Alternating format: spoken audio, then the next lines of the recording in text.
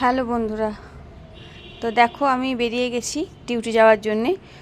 এই মানে দেরি হয়ে গেল, দেখো এখন 8:30 বাজে প্রায়। আর এই বাসে বসে আছি, আর বাড়িটা দেখায় তারও তোমাদেরকে ব্যাক ক্যামেরা করে। এই দেখো আমি যে বাড়ি মানে রোজ ডিউটি যাই সেই রাস্তাটা তোমাদের তো কোনোদিন দেখানোই হয়নি সেভাবে।